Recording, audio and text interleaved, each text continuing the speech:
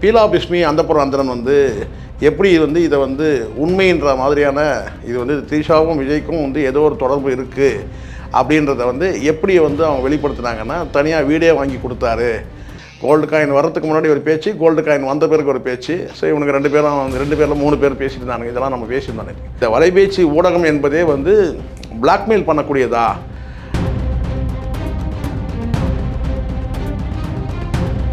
இப்போ வந்து உங்களுக்கு தெரியும், கடந்த காலத்தில் இவங்களை வந்து குரங்குன்னு சொல்லிட்டாங்க, நயன்தாரான்னு சொன்னாங்க. அதுக்கப்புறம் அதே நயன்தாரா வந்து நீங்கள் துபாயில் இவங்க வந்து அவங்க காலை நக்கினதெல்லாம் உங்களுக்கு தெரியும். காலை மேலே மட்டும் நக்கவே இல்லை, கால் உள்பாதத்தையே நக்கினதெல்லாம் நீங்கள் பார்த்தீங்க.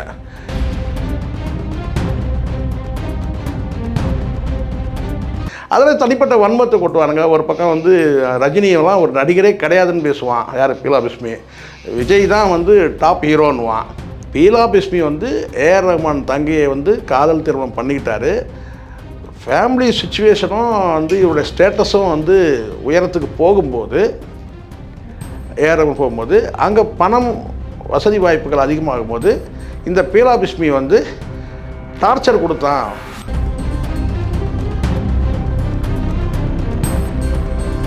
ஒரு மன வாழ்க்கையிலோட பார்த்திங்கன்னா வந்து அதை வந்து பண வாழ்க்கையாக மாற்றினவன்றது இந்த பீலா பிஸ்மி. ஆனால் இன்றைக்கி இவன் தான் பேசுகிறான்.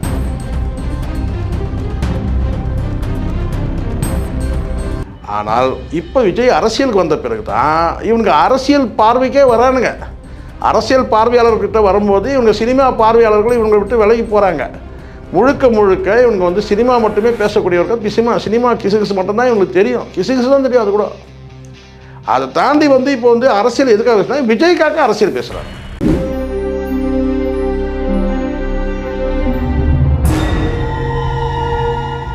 ஆடுகளம் சினிமா நேயர்களுக்கு என் அன்பான வணக்கம். கடந்த வீடியோவில் நம்ம இந்த த்ரிஷா விஜய் குறித்து நயினார் நாகேந்திரன் அவர்கள் பேசிய பேச்சுக்கள், அதை தொடர்ந்து எதனால் இந்த பேச்சுக்கள் வருதுன்றதுக்கான சில காரணங்களை நம்ம சொல்லியிருந்தோம்.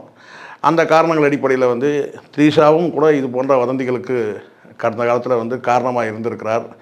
அவர் விஜய் குறித்து போட்ட ட்விட்டு, தனி விமான பயணம், அதை கடந்து விஜயோட வந்து நெருக்கமாக இருக்கக்கூடிய அந்த காட்சிகள். ஸோ இது நெருக்கமான காட்சிகள்லாம் நீங்கள் இது வேறு எதாவது புரிஞ்சுக்காதீங்க. நாய்க்குட்டி வச்சுருந்தார் இல்லையா, அதை தான் நான் சொல்கிறேன். ஸோ வேணா இப்படி சொல்லலாம், நாயோடு நெருக்கமாக இருந்த காட்சிகள், இதெல்லாம் கூட ஒரு காரணமாக இருந்தது நான் சொல்கிறேன். அதை தாண்டி உங்களுக்கு சொன்னேன். அது தாண்டி உங்களுக்கு வந்து பீலா பிஸ்மி அந்தப்புறம் அந்தரன் வந்து எப்படி வந்து இதை வந்து உண்மைன்ற மாதிரியான இது வந்து த்ரிஷாவும் விஜய்க்கும் வந்து ஏதோ ஒரு தொடர்பு இருக்குது அப்படின்றத வந்து எப்படி வந்து அவங்க வெளிப்படுத்தினாங்கன்னா, தனியாக வீடே வாங்கி கொடுத்தாரு அப்படின்னு சொல்லி ஒரு செய்தியை வந்து அவங்க பேசியிருந்தாங்க. அந்த செய்தியை வந்து வெளியிட்டுட்டு அதுக்கப்புறம் 2 மாதம் கழித்து இல்லைன்னு சொல்லி மறுப்பு தெரிவிச்சது. இதெல்லாம் எதுக்குன்னு உங்களுக்கு தெரியும். கோல்டு காயின் வர்றதுக்கு முன்னாடி ஒரு பேச்சு, கோல்டு காயின் வந்த பிறகு ஒரு பேச்சு. ஸோ இவனுக்கு 2 பேரில் 3 பேர் பேசிட்டு இருந்தாங்க. இதெல்லாம் நம்ம பேசியிருந்தோம். இப்போ இதெல்லாம் பேசிட்டு இருக்கும்போது, ஐயோ மறுபடியும் இதையே பேச போகிறீங்களான்னு கேட்காதீங்க. இப்போ நம்ம பேச போகிறதே வேறு. ஏன்னா பலரும் கூட வந்து என் கைபேசி தொடர்பு வந்து இந்த பீலா பிஸ்மின்ற இந்த நபர் யார், எதனால் வந்து குறிப்பாக வந்து சினிமா வட்டாரத்தில் வந்து பரவலாக வந்து ஒரு பிளாக்மெயிலர்னே சொல்கிறாங்களே, இந்த வலைபேச்சு ஊடகம் என்பதே வந்து பிளாக்மெயில் பண்ணக்கூடியதா அப்படின்னு சில பேர் கேட்குறவங்க இருக்கிறாங்க. அதை தாண்டி வந்து இவர்கள் வந்து இந்த 3 பேர் உட்காந்து பேசும்போது பல செய்திகள் வந்து அவங்களுக்கு வருது. இது எப்படி சினிமா குறித்து பல செய்திகள் அவங்க பேசுகிறாங்களே, அந்த பேசக்கூடிய செய்திகளில் 1-2 சரியாக இருக்குது, மீதியெல்லாம் வந்து தப்பாக இருக்குது. குறிப்பாக வந்து இப்போ முன்னாடி இவங்க வந்து சினிமா மட்டுமே பேசிகிட்டு இருந்த இந்த வலைபேச்சு நபர்கள் இப்போ அரசியலும் பேசுகிறாங்களே, இவங்களுக்கு அரசியல் ரீதியான கருத்துக்கள் வந்து இவங்க பேச வேண்டிய காரணம் என்ன? சினிமா குறித்தே பேசக்கூடிய சினிமா பத்திரிகையாளர்கள் என்றே, இன்னும் சொல்லப்போனால் சினிமாவில் கிசுகிசு மட்டுமே எழுதக்கூடிய பத்திரிகையாளர்கள் இவங்க எப்படி இப்போ திடீர்னு அரசியல்லாம் பேசுகிறாங்க? இதுக்கு என்ன காரணம்? இப்படி வந்து இந்த பீலா பிஸ்மிக்கும் வந்து ஏஆர் ரஹ்மானுக்கும் உள்ள அந்த என்ன தொடர்பு, அவங்க குடும்பத்தில் வந்து இவர் வந்து விவாகரத்து பண்ணிட்டார் சொல்கிறாங்களே, இப்படி வந்து இவர்களுடைய இந்த சினிமா குறித்து பேசக்கூடிய விஷயங்களாக இருக்கட்டும், அரசியல் குறித்து பேசக்கூடிய விஷயங்களாக இருக்கட்டும், அல்லது இன்னும் சில விஷயங்கள், தனிப்பட்ட விஷயங்கள், நடிகர்களுடைய தனிப்பட்ட விஷயங்கள் குறித்து பல்வேறு கேள்விகள் வந்து எனக்கு வந்து என்கிட்ட கேட்டிருந்தாங்க. அந்த கேள்விகள் அடிப்படையில் ஒரு சில விஷயங்கள் மட்டும் இந்த 3 நபர்கள் குறித்து, இந்த வலைபேச்சில் இருக்கக்கூடிய இந்த 3 நபர்கள், இதில் வந்து உங்களுக்கு தெரியும், கடந்த காலத்தில் இவங்களை வந்து குரங்குன்னு சொல்லிட்டாங்க, நயன்தாரான்னு சொன்னாங்க. அதுக்கப்புறம் அதே நயன்தாரா வந்து நீங்கள் துபாயில் இவங்க வந்து அவங்க காலை நக்கினதுலாம் உங்களுக்கு தெரியும். காலை மேலே மட்டும் நக்கவே இல்லை, கால் உள்பாதத்தையே நக்கினதெல்லாம் நீங்கள் பார்த்தீங்க. ஏன்னா இதே நயன்தாராவை வந்து இவங்க வந்து கொச்சையாக பேசினவங்க, அதுக்கு பிறகு அதுக்கு பதிலடி கொடுக்கணுன்ற விதமாக அந்த அம்மா வந்து 3 குரங்குகள் சொன்னாங்க. அந்த சூழலில் வந்து மிகப்பெரிய இணையத்தில் வந்து வைரலாச்சு. இந்த வந்து ஒரு என்ன ஒரு காட்டு தீயாக பரவிச்சு. இந்த 3 குரங்குகள் யாருன்னா அது இவங்க தான் சொல்லிட்டு. ஸோ இப்போ கூட அந்த 3 குரங்குகள்ன்ற அந்த அடைமொழியாக தான் இருக்கிறாங்க. இவங்களுக்கு மானமோ ஈனமோ சூடோ சொரணையோ எதுவுமே இல்லாதவனுங்க தான் இவனுங்க. குரங்குன்னு சொன்ன ஒரு பெண்மணியோட வந்து மீண்டும் வந்து அவனுங்க வந்து இதே துபாயில் பேசின காட்சியை நீங்கள் பார்த்தீங்க. அதை தாண்டி இப்போ சரி நம்ம இதை கடந்து போயிடுவோம். சரி, அவங்களுக்கு தான் வெக்கமான சூடு சொன்ன இல்லை. இப்போ அடுத்தது வந்து கேட்டால் இப்போ என்ன இவங்க யாருன்றதை முதல்ல பார்க்கணும். சினிமாவில் வந்து கிசுகிசு எழுதக்கூடிய பத்திரிகைகள், இந்த அந்தப்புறம் அந்தனாக இருக்கட்டும், இந்த பீலா பிஸ்மியாக இருக்கட்டும், சினிமாவில் வந்து கிசுகிசு எழுதிட்டு இருந்தவனுங்க. ஒரு கட்டத்துக்கு அப்புறம் இந்த டிஜிட்டல் மீடியா வந்த பிறகு என்ன செய்கிறாங்க கேட்டால், இவனுக்கு வந்து வலைபேச்சுன்ற ஒரு ஊடகத்தை வச்சுக்கிட்டு சினிமாவில் நடக்கக்கூடிய விஷயங்கள் இப்போ நீங்கள் கேட்பீங்க. பிரிண்ட் மீடியாவிலேருந்து இவங்க வந்து சினிமாவை வந்து கிசுகிசு பத்திரிகை, கிசுகிசு தான் உங்களுக்கு தெரியும். ஒரு நடிகர் நடிகை பற்றி பேசுகிறதுன்றது தான் கிசுகிசு. அவங்களுடைய அந்தரங்க வாழ்க்கையை பற்றி பேசுகிறது. இப்படியான இவனுடைய பயணம் வந்து கேட்டால் நான் 30 வருஷம் 35 வருஷம் கிழிச்சேன்னு சொல்லுவானுங்க. இவனுக்கு வந்து அரசியல் பார்வையெல்லாம் இவனுக்கு ஒன்றும் கிடையாது. அரசியல் பார்வைனா உங்களுக்கு நல்லா தெரியுங்கிறதுனா, முழுக்க முழுக்க அரசியல் பேசக்கூடியவர்கள் வந்து சினிமா பேச முடியாது. சினிமா பேசக்கூடிய நபர்கள் வந்து அரசியல் பேச முடியும். ஆனால் அதுக்கான ப்ரிப்பரேஷன் ஒன்று இருக்குது. அந்த ப்ரிப்பரேஷனில் இருக்கணும். அரசியல் பேசக்கூடியவங்க வந்து சினிமாவில் என்ன நடக்குதுன்றது தெரியாது. ஏன்னா சினிமாவுன்னா அந்த பிஆர்ஓக்களோட தொடர்பு இருக்கணும், அவங்க என்ன சொல்கிறாங்கன்னு சொன்னாங்க. ஆனால் அரசியல் பேசுகிறவங்க சினிமா பேசுகிறது ரொம்ப ரொம்ப. ஆனால் சினிமா பேசக்கூடிய நபர்கள் வந்து அரசியல் பேசலாம்னா, ஆனால் அதுக்கான ப்ரிப்பரேஷனில் இருக்கணும். அதுக்கான தினம் படிக்கணும், பத்திரிகைகள் படிக்கணும், அதுக்கான நாலேஜ் வளர்த்துக்கணும், பலவிதமான கருத்துக்களை வந்து சேகரிக்கணும், அதை அனலைஸ் பண்ணணும். இது நிறைய வேலை இருக்குது. அதனால் வந்து பார்த்தீங்கன்னா சினிமாவில் பண்ணக்கூடியவங்களுக்கு வந்து நேரம் வேணா இருக்கலாம். 2 கிசுகிசு எழுதிட்டு மீதி நேரத்தில் வந்து ப்ரிப்பரேஷன் பண்ணலாம். அரசியலில் இருக்கிறவங்க வந்து அவங்களுடைய அன்றாட வேலையை விட்டுட்டு சினிமா குறித்த தகவலெல்லாம் சேகரிக்க முடியாது. ஏன்னா அதுக்கே நேரம் பத்தாது. அரசியல் இது ஒரு பக்கம். இப்படி இவங்க வந்து சினிமா பக்கம் வந்து இப்போ சினிமாவில் இருந்து இவங்க அரசியலும் பேசணுன்ற அந்த எண்ணம் வந்தது கேட்டால் இப்போ சமீபத்தில் விஜய் அரசியல் வந்த பிறகு தான். சரி, இது இருக்கட்டும். சரி, இப்போது இவங்க டிஜிட்டல் மீடியா வந்துட்டானுங்க. இந்த செய்தி சினிமாவில் வந்து இவங்களுக்கு எப்படி இந்த செய்திலாம் கிடைக்குது அப்படின்னு சொன்னால், எனக்கு தெரிஞ்சு நான் சொல்லுவேங்க, இந்த டிஜிட்டல் மீடியாவில் வந்த பிறகு இந்த வீடியோவெல்லாம் போடும்போது சில செய்திகள் வந்து போடும்போது பார்த்தீங்கன்னா பிளாக்மெயில் செய்கிறதுக்கான வாய்ப்புகள் நிறைய இருக்குது. ஒரு நடிகர்கள் குறித்து டேமேஜ் பண்ணிட்டாங்கன்னா, உங்களுக்கு தெரியும், ப்ரொஃபஷனல் லைஃப்பில் டேமேஜ் பண்ணிட்டாங்கன்னா அவங்களுக்கு வந்து அடுத்த வாய்ப்பு வராமல் போயிடலாம், இல்லை தயாரிப்பாளர்கள் அணுகாமல் போயிடலாம். இவர் ஷூட்டிங்கு வரவே மாட்டாருங்க, குடிச்சிட்டு படுத்துகிட்டே இருப்பாருன்னு ஒரு ஹீரோ பேசுகிறீங்கன்னு வச்சுங்களேன், அடுத்து தயாரிப்பாளர்கள் வந்து தயங்குவாங்க, இமேஜ் டேமேஜ் ஆகும்.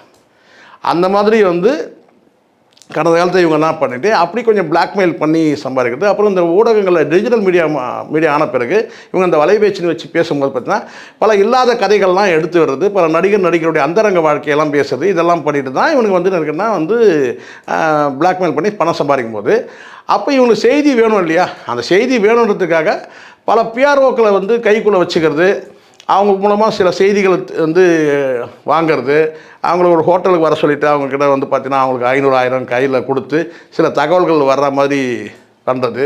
சில பிஆர்ஓக்கள் வந்து ரொம்ப நொடிஞ்சு போயிருப்பாங்க, அவங்களுக்கு வந்து பார்த்திங்கன்னா வந்து இவனுங்க வந்து சிலரை அள்ளி விட்டு வந்து செய்திகளை வந்து அவங்க மூலமாக வந்து கேதர் பண்ணி இப்படி தான் வந்து இவனுங்க வந்து இந்த செய்திகள்லாம் வந்து அரையும் குறையுமா தெரியும். கொஞ்சம் தெரிஞ்சால் போதும், அதை வச்சு இவங்க சுற்றிடுவானுங்க.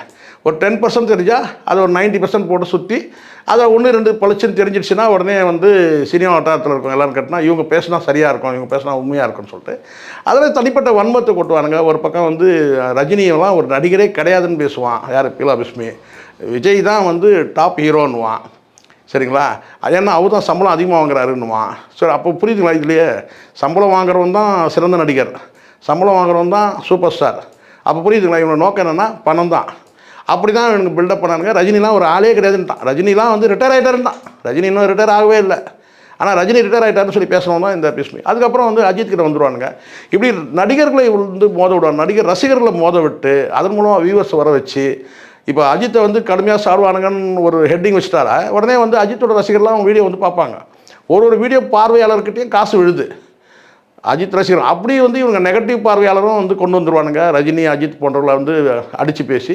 இன்னொரு பக்கம் விஜயோட தற்கொலை கும்பலையும் தனக்கு பக்கம் வச்சுட்டு இப்படி தான் இவங்க சம்பாரிச்சிட்டு இருக்கிறாங்க. இதெல்லாம் ஒரு பக்கம் இப்படி இருக்குது. இவங்க வந்து பிரிண்ட் மீடியாவிலேருந்து டிஜிட்டல் மீடியா வந்துட்டானுங்க. டிஜிட்டல் மீடியாவில் வந்துட்டு இவங்க எப்படி வந்து செய்தியை சேகரிக்கிறானுங்க, யார் மூலமாக செய்தி எடுக்கிறானுங்கன்றத நம்ம வந்து இப்படி சொல்லிட்டோம். அதுக்கப்புறம் நீங்கள் வந்து சில பேர் கேட்குறாங்க, இது வந்து ஒரு பர்சனல் லைஃப் தான் அந்த பீலா பிஸ்மி இது. ஏன்னா அவன் பேசும்போது பேசுறது தப்புன்னு கிடையாதுல்ல. அவன் பேசுறது என்ன பேசுகிறான், அவனும் தனிப்பட்ட வாழ்க்கையை எடுத்து பேசுகிறான். பட் இருந்தாலும் நமக்கு தனிப்பட்ட வாழ்க்கை எடுத்து பேசுறதுல பெரிய உடன்பாடு இல்லை. இருந்தாலும் கொஞ்சம் மேலோட்டமாக என்னதாங்க பிரச்சனை, ஏஆர் ரஹ்மானுடைய தங்கையை வந்து இவர் வந்து கல்யாணம் பண்ணி டைவர்ஸ் பண்ணிட்டாருன்ற மாதிரி ஒரு சில தகவல் வந்து கேட்டாங்க. அப்போ நான் சொல்கிறேன், இது ரொம்ப ரொம்ப வந்து சுருக்கமாக தான் சொல்ல போகிறேன். ஏஆர் ரஹ்மான் அவர்களுக்கு வந்து அவங்க சகோதரிகள் இருக்கிறாங்க. கல்யாணம் பண்ணிட்ட பிறகு அன்னைக்கு உள்ள சூழல் நீங்கள் கேட்பீங்க, டக்குன்னு சொன்ன உடனே எல்லாருக்கும் கேட்டிங்கன்னா, என்னங்க ஏஆர் ரஹ்மான் வந்து எவ்வளோ பெரிய ஒரு லெஜெண்டு. அப்போ ஏஆர் ரஹ்மான் வந்து எவ்வளோ பெரிய ஸ்டேட்டஸில் இருக்கார், எவ்வளோ பெரிய லெஜெண்ட் அவர் போய் வந்து அவங்க சகோதரியை வந்து இந்த பீலா பிஸ்மி கல்யாணம் பண்ணி கொடுத்துப்பாருன்னா, அன்றைய காலகட்டம் அவருக்கு வந்து சாதாரண ஒரு அப்பா மாதிரியே வந்து ஒரு கீபோர்டு வாசிக்கக்கூடியவர் தான். எங்கெல்லாம் யாரெல்லாம் இசையமைப்பாளர் இருக்காங்களோ அங்கே வந்து போய் வந்து இதே இளையராஜா கிட்ட கூட இசையமைப்பாளராக அந்த கீபோர்டு வாசிக்கிறவராக இருந்திருக்கிறார். அந்த மாதிரி கீபோர்டு அப்போ அன்றைக்குள்ள அவருடைய ஃபேமிலி சுச்சுவேஷன், ஸ்டேட்டஸ் இதெல்லாம் பார்த்து இந்த பீலா பிஸ்மிக்கு வந்து அவர் வந்து சகோதரியை, அதுவும் காதல் திருமணம்னு சொல்கிறாங்க, சரிங்களா, அது திருமணம் பண்ணி வச்சுட்டாங்க. அதுக்கு பிறகு வந்து இவர் மெல்ல மெல்ல அடுத்தடுத்த ஸ்டெப்பில் வந்து ஏஆர் ரஹ்மான் வந்து கொடி கட்டி பறக்கின்ற அளவுக்கு வந்துட்டார், பெரிய லெஜண்ட்.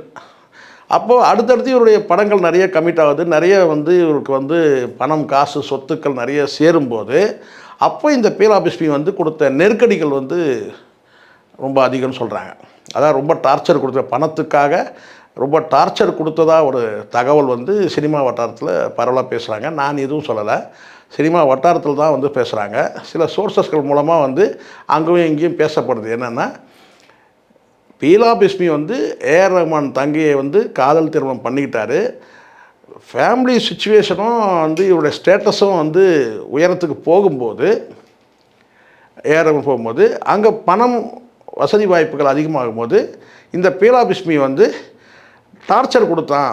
அப்பப்போ இதை கூட அதை கூட சொல்லிட்டு இதை வாங்கிட்டு வா அதை வாங்கிட்டு சொல்லிட்டு டார்ச்சர் கொடுத்தான்னு சொல்கிறாங்க. அதனால் இதை ஒரு கட்டத்தில் வந்து உங்களுக்கு தெரியும் நினைக்கிறேன், நீங்கள் இணையத்தில் தேடினா கூட தெரியும், ஏஆர் ரஹ்மான் அவர்களே இந்த பீலா பிஸ்மி குறித்து ஒரு சில ஸ்டேட்மெண்ட்லாம் ரொம்ப மன வருத்தத்தோடு கொடுத்துருந்தாரு. ஏஆர் ரஹ்மானுடைய மிகப்பெரிய பலம் வந்து அவருடைய இசை, கண்டிப்பாக சொல்ல முடியும். ஆனால் ஏஆர் ரஹ்மானுடைய வந்து பலவீனங்கள் நம்ம வந்து பார்த்திங்கன்னா, சகோதரிகள், தன் சகோதரிகளுக்காக மதம் மாறினவர், தன் சகோதரிகள் வந்து உடல்நிலை வந்து சீராகணுன்றதுக்காக மதம் மாறினவர் தான் ஏஆர் ரஹ்மான். உங்களுக்கு தெரியும் இல்லையா, எப்போவுமே தாய் மதம்ன்றவங்க மாற மாட்டாங்க.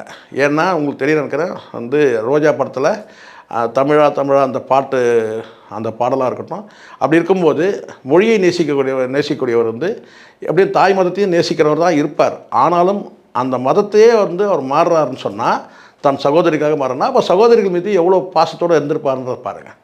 அதனால் இது வந்து நான் எதுவும் மிகையாக சொல்கிறேன்னு நினைக்காதீங்க, ஒரு ஒப்பீட்டளவில் தான் நான் சொல்கிறேன். தமிழை நேசிக்கக்கூடியவர் தாய் மதத்தையும் நேசிப்பார்ன்றது என் நம்பிக்கை. அதே சமயத்தில் அந்த தாய் மதத்தையும் மாறி இன்னொரு மதம் மாறுறாருன்னு சொன்னால் தன் சகோதரிகளுக்குனா அப்போ சகோதரிகள் மீது எவ்வளோ பாசமாக இருக்காருன்றதை பார்த்து புரிஞ்சுக்கணும். இந்த சின்ன ஒரு புரிதல் தான். அப்படி இருக்கும்போது அப்படிப்பட்ட சகோதரிக்கு வந்து இவன் வந்து கொடுத்த இன்னல்கள், யார் இந்த பீலா பிஸ்மி வந்து பணம், காசு, அது இதுன்னு சொல்லி கொடுத்த இன்னல்களால் அவங்க வந்து இந்த டைவர்ஸ்ன்றது நடந்ததாக சொல்கிறாங்க. அதுக்கப்புறம் அவங்க வந்து இவனுடைய ஸ்டேட்டஸ்க்கு இவன் போயிட்டான், அவங்களுடைய ஸ்டேட்டஸுக்கு அவங்க போயிட்டாங்க, அவ்வளோதானே தவிர இப்படி பிரிஞ்சுட்டாங்க. ஸோ அதுக்கு காரணம் இதுதான். இந்த பெரிய ரகசியம்லாம் ஒன்றும் கிடையாது. இது வந்து எல்லாருக்கும் தெரிஞ்ச, சினிமா வட்டாரத்தில் பரவலாக தெரியாது, சில தெரிஞ்சிக்காத நபர்கள் தெரியல. ஏன்னா அந்த அளவுக்கு இவங்க யோக்கியதை அந்த மாதிரி ஒரு மன வாழ்க்கையிலோட பார்த்திங்கன்னா வந்து அதை வந்து பண வாழ்க்கையாக மாற்றினவன்றது இந்த பீலா பிஸ்மி. ஆனால் இன்றைக்கி இவன் தான் பேசுகிறான். என்ன பேசுகிறான்னு கேட்டால், அவன் சரியில்லை, இவன் சரியில்லை, இவன் சரியில்லை, அவன் சரியில்லை, இவனோட போயிட்டான், அவனோட போயிட்டான், த்ரிஷாக்கு அவன் வீடு வாங்கி கொடுத்துட்டான். எப்போ இந்த வார்த்தை வந்து பார்த்திங்கன்னா வந்து பணம், பொருளாதாரத்தை பற்றி தான் இந்த சினிமாவில் வந்து இவன் பேசுகிறதே வந்து பார்த்திங்கன்னா இவனும் வீடு வாங்கி கொடுத்தான். பேசலாமா? யாருக்கு வீடு வாங்கி கொடுத்தா இவனுக்கு என்ன பேசிட்டு அதுக்கப்புறம் கோல்டு காயின் வந்த பிறகு 2 மாதத்தில் பிளேட்டை மாற்றி போட்டான். சரிங்களா? இதெல்லாம் நடந்துச்சு. அதனால் இதுதான் இவனுடைய இந்த பீலா பிஸ்மியோட பெரிய லெஜெண்டெலாம் ஒன்றும் கிடையாது. அவன் இருக்கிறத வந்து இந்த பிஆர்ஓக்கள் பரிதாபமான சில சூழ்நிலையில் சில பிஆர்ஓக்கள் இருக்கிறாங்க. என்கிட்டயே கூட சொன்னாங்க, சார் இந்த மாதிரி சினிமா வட்டத்தில் பிஆர்ஓக்களை வந்து கவனிக்கிறதுக்கு ஆள் இல்லை சார். ஒருத்தர் சொல்லவே சொன்னார்.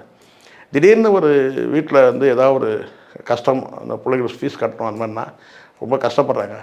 ஸோ இந்த மாதிரியான பல நபர்களுடைய அந்த பலவீனத்தை பண்ணி பெருசாக தூக்கி கொடுத்துருவான்னு நினைக்காதீங்க. ஒரு 500 ரூபா அவ்வளோதான். இவனுக்கு அதை தாண்டிலாம் இவனுக்கு கொடுக்குறேன், இவனுக்கு வாங்குறவங்களாச்சு. அந்த மாதிரி வந்து சில ஏஜென்ட்டுகளாக பயன்படுத்துறது, சில நடிகர்கள்ட்ட வந்து பணத்தை கறக்கிறது, சினிமா பிரபலங்கள்கிட்ட வந்து வாங்கிறதுக்கு சில பிஆர்ஓக்களையே வந்து பார்த்திங்கன்னா வந்து இவங்க புரோக்கராக பயன்படுத்துறது, இந்த மாதிரி விஷயத்துக்கு மீடியேட்டராக பயன்படுத்து, இதெல்லாம் நிறைய செய்திகள் இருக்குது, நான் வந்துக்கிட்டு தான் இருக்குது. ஆனால் ஒரு விஷயம் மட்டும் கிளியராக சொல்கிறேன், இவனுங்க சொல்லக்கூடியதை வந்து பார்த்திங்கன்னா இன்றைக்கி நம்பக்கூடிய நபர்கள் அல்லது பார்வையாளர்கள் குறைஞ்சிட்டாங்க, பாதிக்கு மேலே குறைஞ்சிட்டாங்க. இவங்க வீடியோலாம் யாரும் பார்க்குறதே கிடையாதுன்றது தான் உண்மை. அதுவும் நான் இந்த டிஜிட்டல் மீடியாவில் பேச தொடங்கின பிறகு இவங்களுக்கு எங்கெல்லாம் வந்து இவங்களுக்கு செக் வைக்கணுமோ அங்கெல்லாம் செக் வச்சுருக்கேன். இவங்களுக்கு வந்து பார்த்திங்கன்னா சினிமாவில் இன்றைக்கி இவங்க இன்வேலிடு. ஆனாலும் சில நபர்கள் வந்து இவங்கள வந்து ஒரு பெரிய ஒரு என்ன சொல்ல கேட்டால் வந்து பத்திரிகையாளர்கள் அப்படின்னு சில நபர்கள் இவங்க பெரிய இவங்களுக்கு வந்து பத்திரிகையாளர்கள், இவங்களுக்கு நிறைய சோர்ஸஸ் மூலமாக தகவல் வருது அப்படின்னு நினைக்கிறாங்க. இதுதான் உண்மை. ஸோ இதை தாண்டி கடைசியாக ஒரு கேள்வி என்னன்னு கேட்டால், எப்படி இவங்க வந்து அரசியல் பேசுகிறாங்க, அரசியல் எதுக்காக இவங்க பேசுகிறானுங்க? விஜய் இவனுக்கு வெறும் கிசுகிசு பத்திரிகையாளர்கள் டிஜிட்டலில் சினிமா குறித்து சில தகவல்களை வந்து பிஆர்ஓக்கிட்ட வாங்கி இப்படி செய்தி வெளியிடுறாங்க.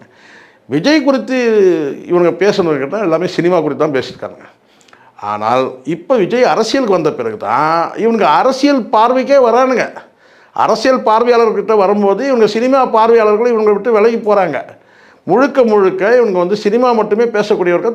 சினிமா கிசுகிசு மட்டும்தான் இவங்களுக்கு தெரியும், கிசுகிசு தான் தெரியும். அது கூட அதை தாண்டி வந்து இப்போ வந்து அரசியல் எதுக்காக பேசுனா விஜய்க்காக அரசியல் பேசுகிறாங்க. அதனால் விஜய் மீது ஏதாவது ஒரு குற்றச்சாட்டு வருதுன்னா இதை இப்போ சொன்னானுங்க பாருங்கள். என்னென்னு விஜய் மீது வந்து த்ரீஷா சம்மந்தமான சில குற்றச்சாட்டுகள் வரும்போது அதுக்கு முட்டுக் கொடுக்குற விதமாக நான் சொல்ல கேட்டேன்னா எல்லா அரசியல் தலைவருமே இப்படி தானான்ட்டான். யார் இந்த அந்தப்புறம் அவன் கூட இருக்கான் பாருங்க. ஏன் இவனும் சொல்லியிருக்கிறான், பீலா பிஸ்மியே சொல்லிட்டான். ஒரு 2-3 மாதத்துக்கு முன்னாடி ஒரு வீடியோவில் சொல்லிட்டான்னு கேட்டால் விஜய் வந்து ஒரு நடிகை வைத்துலாம் முடக்கி விட முடியாது. யாரெல்லாம் முடக்கன்னு நினச்சாங்க? விஜய்க்கு நாங்கள் டிக்கெட் எடுத்தாடா கொடுத்து அமிச்சோம், ஃப்ளைட் தனியாக வாங்கி அமிச்சோம், தனி ஃப்ளைட்டில். யார் பண்ணது? எல்லாம் நீங்கள் பண்ணுறது தானே. நாய்க்குட்டி நாங்களாக வாங்கி கொடுத்தோம், அந்த ஃபோட்டோ நாங்களாக வெளியிட்டோம், எல்லாமே வந்து நீங்களே பண்ணுறது தானே எல்லாமே. அதனால் யாருக்கும் இங்கே ஆனால் அவன் சொல்லுவான். ஆனால் கேட்டால் விஜய் வந்து நடிகைகளை வைத்து முடக்கி விட முடியாது. இது போன்ற குற்றச்சாட்டுகள் எல்லா தலைவர்கள்கிட்டே இருக்காரா? காமராஜர்கிட்ட இருக்காரா? சொல்லுங்கள். ஸோ இதெல்லாம் வந்து பேசுகிறது தான். இதெல்லாம் வந்து இஷ்டத்துக்கு எடுத்து விடுறது. ஏன் இன்றைக்கி நிகழ்காலத்தில் வைகோ இல்லையா? சொல்லலாம். ஏன் சினிமாலேயே இன்னும் வந்து பார்த்தீங்கன்னா வந்து எவ்வளோ பெரிய ஆளுமைகளாக இருக்கிறாங்க, அரசியல்வாதி ஆனவங்க. டி ராஜேந்தர் கூட ஒரு அரசியல் கட்சி தொடங்கினார், லட்சிய திமுகன்ட்டு. அவர் வந்து பெண் பித்தரா? பேசலாம்டா.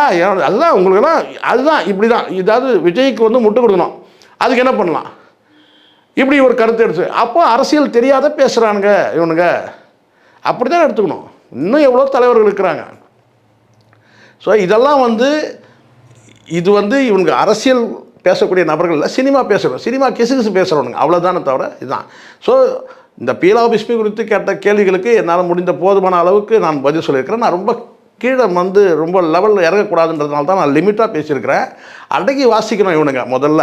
இந்த 3 பேருமே நான் சொல்கிறேன். நன்றி, வணக்கம்.